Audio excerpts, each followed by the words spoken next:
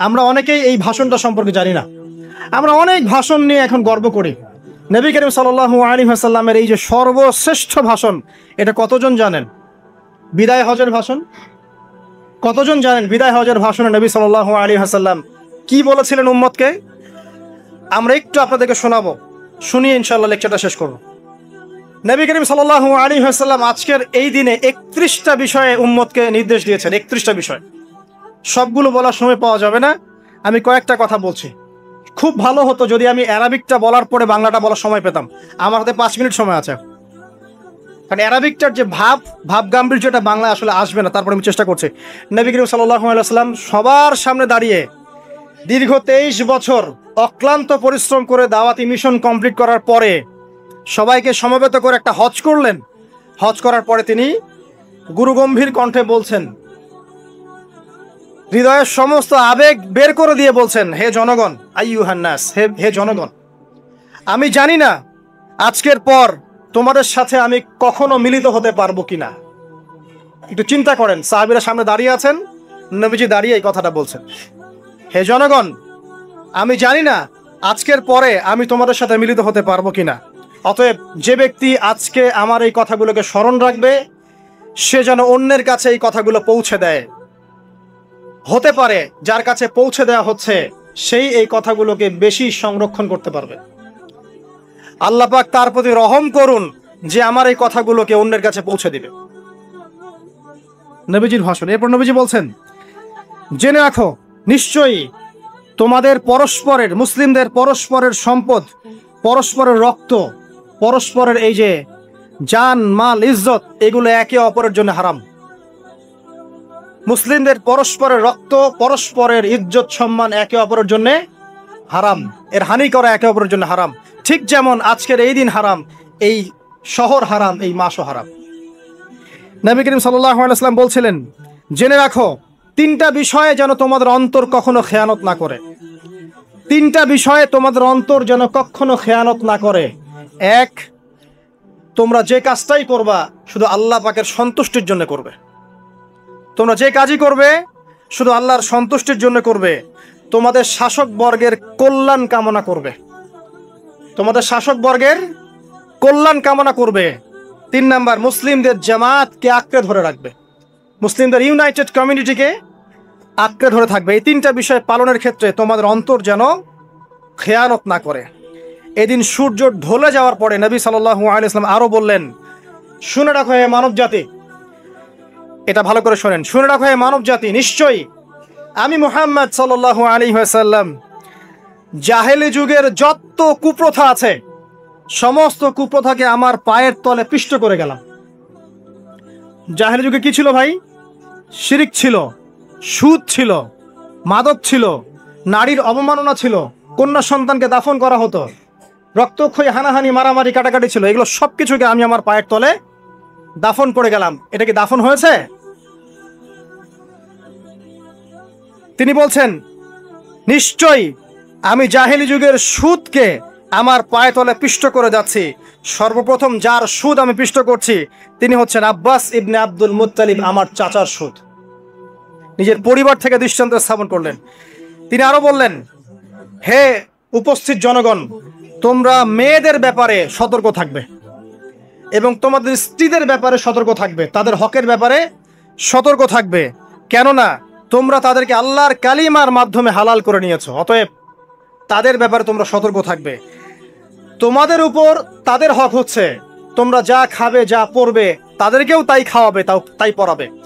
আর তাদের উপর তোমাদের হক হচ্ছে যে তারা তোমাদের বিছানায় এমন কাউকে আসতে দিবে না যাদেরকে তোমরা অপছন্দ কর। নবী করিম সাল্লাল্লাহু আলাইহি ওয়াসাল্লাম আরো বলছেন, এই দিন, আইয়ুহান নাস, হে মানব জাতি, তারাকতু ফিকুম আমরাইন, জেনে রাখো আমি তোমাদের সামনে মাত্র 2টো বস্তু ছেড়ে গেলাম। কয়টা বস্তু? লান তাদিল্লু মা তামাসসাকতুম বিহিমা, তোমরা কোনোদিন পথভ্রষ্ট হবে না যতদিন এই 2টা বস্তুকে আঁকড়ে ধরে থাকবে। কিতাব আল্লাহ, আল্লাহর কিতাব, ওয়া সুন্নতি নবীহি, এবং তার নবীর সুন্নাহ। তিনি আরো বললেন, আল মুসলিম, জেনে রাখো প্রকৃত মুসলিম সে ব্যক্তি, মান সালিমাল মুসলিমুনা মিন লিসানিহি ওয়া ইয়াদিহি, যে ব্যক্তির হাত এবং জবান থেকে অন্য মুসলিম নিরাপদ থাকে সেই ব্যক্তি হচ্ছে প্রকৃত মুসলিম। আল মুহাজির, আর প্রকৃত মুহাজির সে ব্যক্তি মান হাজারা মা নাহাল্লাহু আন, আল্লাহ পাক যা নিষেধ করেছেন সেখান থেকে যে দূরে থাকে সেই ব্যক্তি প্রকৃত মুহাজির, মানে হিজরতকারী। তিনি আরো বললেন, মনে রেখো আমি তোমাদের সবার আগে হাউজে কাউসারে চলে যাব, সুবহানাল্লাহ, এবং সেখানে আমি তোমাদের জন্য অপেক্ষা করতে থাকবো। অতএব শোনেন, অতএব তোমরা আমার চেহারাকে কালিমা লিপ্ত করো না, মানে আমার চেহারায় কালিমা লিপ্ত করো না, আমার নাম নষ্ট করে দিও না। আমি তোমাদের সংখ্যাধিক্য দেখে আল্লাহর কাছে গর্ব করব, আমাকে তোমরা অপমানিত করো না। আজকে কি আমরা তার দায়িত্ব পালন করে উম্মাহ হতে পেরেছি? নবীজি বলেছেন, তা আমার চেহারাকে কালিমা লিপ্ত করো না, সুবহানাল্লাহ। তিনি বলছেন, ওই সময় কিছু মানুষ থেকে আমি মুক্ত হয়ে যাব, আর কিছু মানুষ আমার থেকে মুক্ত হয়ে যাবে। বলা হলো, কারা ইয়া রাসূলুল্লাহ? তিনি বলছেন, আল্লাহ পাককে আমি বলবো, ইন্নাহুম মিন্নি, হে আল্লাহ এরা আমার উম্মাহ, এরা আমার উম্মত, আমার সাহাবী। আল্লাহ পাক বলবেন, ইন্নাকা লা তাদরি মা আহদাসা বা'দাক, তুমি জানো না হে নবী, তোমার মৃত্যুর পর এই মানুষগুলো, পরবর্তী মানুষগুলো তোমার দিনের মধ্যে কত বেদাত সংযোজন করেছিল। তিনি আরো বলেছিলেন, হে জনগণ জেনে রাখো, প্রত্যেক পরিবারের জন্য প্রতি বছর একটা করে পশু জবাই করার বিধান, প্রত্যেক পরিবারের জন্য, সামর্থ্যবান পরিবারের জন্য প্রত্যেক বছর একটা করে পশু জবাই করার বিধান রয়েছে। তিনি আরো বললেন, মনে রাখো একজনের অপরাধের শাস্তি আর একজন কখনো পাবে না, আর বাবার দোষে ছেলে কখনো দুষ্ট হবে না, ছেলের দোষে বাবাও কখনো অপরাধী হবে না।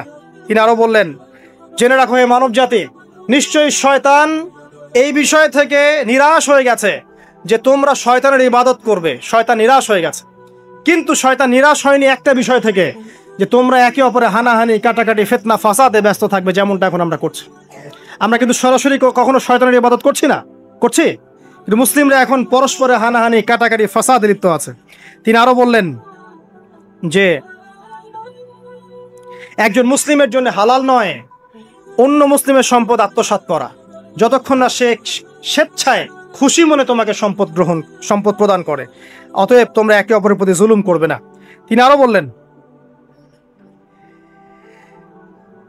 সাবধান, আমার ইন্তেকালের পরে তোমরা একে অপরের গর্দান উড়িয়ে কাফের হয়ে যেও না। সাবধান, আমার ইন্তেকালের পর তোমরা একে অপরের গর্দান উড়িয়ে কাফের হয়ে যেও না। তিনি আরো বলেছেন, একজন মুসলিম আরেকজন মুসলিমকে গালি দিতে পারে না। যদি একজন মুসলিম আরেকজন মুসলিমকে গালি দেয়, এটা হচ্ছে ফাসিকি, এবং একজন মুসলিম যদি আরেকজন মুসলিমের সাথে যুদ্ধ করে, এটা হবে এক প্রকার কুফরি। তিনি আরো বলেছেন, হে জনগণ জেনে রাখো, আমার পরে কোনো নবী নেই, আর আমার পরে তোমরা ব্যতীত আর কোনো উম্মত নেই। এর চেয়ে স্পষ্ট কথা হতে পারে? আমার পরে কোনো নবী নেই, আর আমার পরে তোমরা ছাড়া কোনো উম্মত নেই। তাহলে আমরা যখন নতুন নতুন নবী বানিয়ে নিচ্ছি, কোন কোন ক্ষেত্রে বলছি একজন ব্যক্তি ছিলেন, সে নিজে ঈসাও ছিল, সে মাহদিও ছিল, সে নবীও ছিল, নাউযুবিল্লাহ। এবং দিন দিন মানুষ এই খাতায় নাম লিখাচ্ছে, সুবহানাল্লাহ। সর্বশেষ তিনি বললেন যে যদি তোমাদের উপরে, হে মানব জাতি জেনে রাখো, যদি তোমাদের উপরে একটা নাক কাটা কালো কুৎসিত কোনো আমির বা শাসকও চলে আসেন, এবং সে যদি তোমাদেরকে আল্লাহর রাস্তায়, আল্লাহর কিতাব সুন্নাহ অনুযায়ী পরিচালিত করেন, তোমরা অবশ্যই তার আনুগত্য করবে, তার বিরুদ্ধে বিদ্রোহ করবে না, তার আনুগত্য করবে। জেনে রাখো, শেষে তিনি বলেন, জেনে রাখো হে মানব জাতি, আজকে থেকে কুল্লুকুম মিন আদম, তোমরা সবাই আদম সন্তান, ওয়া আদামু মিন তুরাব, আর আদম হচ্ছে মাটির সন্তান। আরবের উপর অনারবের, অনারবের উপর আরবের, সাদার উপর কালোর, কালোর উপর সাদার, লালের উপর কালোর, অথবা কালোর উপর লালের কোনো রকম প্রাধান্য নাই, ইল্লা তাকওয়া, শুধু তাকওয়া ব্যতীত। যে ব্যক্তি বেশি মুত্তাকি, সে আল্লাহর কাছে বেশি মর্যাদার অধিকারী হবে ইনশাআল্লাহ তাআলা। সর্বশেষ তিনি আঙ্গুলটা উঁচু করলেন, নিজের শাহাদাত আঙ্গুলি উঁচু করে আকাশের দিকে তাকালেন, এরপর জনগণের দিকে তাকালেন, তাকিয়ে বললেন যে তোমাদের ব্যাপারে, হে জনগণ, তোমাদের ব্যাপারে আমাকে আল্লাহ জিজ্ঞাসা করবেন, ফামা আনতুম কাইলুন, তোমরা ওই সময় কি বলবে আমার সম্পর্কে? তখন সাহাবীরা বললেন, আমরা বলবো যে আপনি বাল্লাগতা রিসালাতাক, আপনি আপনার রিসালাত পৌঁছে দিয়েছেন, ওয়াজ্জা আমানাতাক, আপনার আমানত পূর্ণ করেছেন, ওয়া নাসাহতা উম্মাতাক, এবং আপনি আপনার উম্মতকে নসিহত করেছেন। সুবহানাল্লাহ। এরপরে তিনি আকাশের দিকে তাকিয়ে বললেন, আল্লাহুম্মা ফাশহাদ, হে আল্লাহ আপনি সাক্ষী থাকেন, আল্লাহুম্মা ফাশহাদ, হে আল্লাহ আপনি সাক্ষী থাকেন, আল্লাহুম্মা ফাশহাদ, হে আল্লাহ আপনি সাক্ষী থাকেন যে আমি আমার দায়িত্ব পৌঁছে দিয়েছে। এরপরে নাজিল হলো আল ইয়াউমা আকমালতু লাকুম দীনাকুম ওয়া আতমামতু আলাইকুম নি'মাতি ওয়া রাদিতু লাকুমুল ইসলাম দীনান। এই হলো বিদায় হজ, আজকের এই আরাফার প্রেক্ষাপট। আমরা কতজন এটা নিয়ে চিন্তা করেছি? 1 মিনিট একটু বলে শেষ করি। দেখেন, শেষ ওসিয়ত যেগুলো হয় মানুষের, এটা খুব হৃদয় বিদারক হয় না? বাবা ইন্তেকাল করছেন, সন্তানের জন্য ওসিয়ত করে যাচ্ছেন, মাকে দেখিস ইত্যাদি ইত্যাদি, হৃদয় বিদারক হয় না? মানুষ সারা জীবন মনে রাখে না? বাট আমরা আমাদের এই ন্যাশন, এই উম্মা, নবী সাল্লাল্লাহু আলাইহি সাল্লামের উম্মা বলে আমরা যারা দাবি করছি, আমাদের মধ্যে বেশিরভাগ মানুষ নবী সাল্লাল্লাহু আলাইহি সাল্লামের শেষ এই নসিহতগুলো ভুলে গেছি আমরা। নসিহতগুলোর মধ্যে সবচেয়ে ইম্পর্টেন্ট ছিল শিরক থেকে দূরে থাকা, সুদ থেকে দূরে থাকা, মুসলিম ভেদাভেদ না করা, শাসকের কল্যাণ কামনা করা, বিদ্রোহ না করে শাসককে উত্তম নসিহত করা।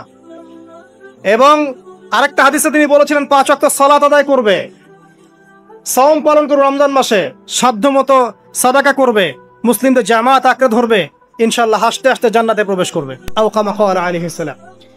জাহেলি যুগের সমস্ত প্রথা ছেড়ে দেওয়া ছিল আজকের দিনের মূল মর্ম, আমরা ছাড়তে পারছি না। সুদ ছেড়ে দেওয়া ছিল মূল মর্ম, ছাড়তে পারছি না। শিরক থেকে বের হতে পারছি না। বেদাতীদের ব্যাপারে ধমক দেওয়া হয়েছে, বেদাত ছাড়তে পারছি না। খেয়াল করে দেখেন, মুসলিম হানাহানি কাটাকাটি এখনো ছাড়তে পারছি না।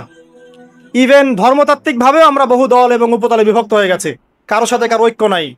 সব মিলিয়ে নবী সাল্লাল্লাহু আলাইহি ওয়াসাল্লামের শেষ ওসিয়তগুলো, কিতাব এবং সুন্নাহ আঁকড়ে ধরা, এটা আমরা সবাই আঁকড়ে ধরতে পারছি না।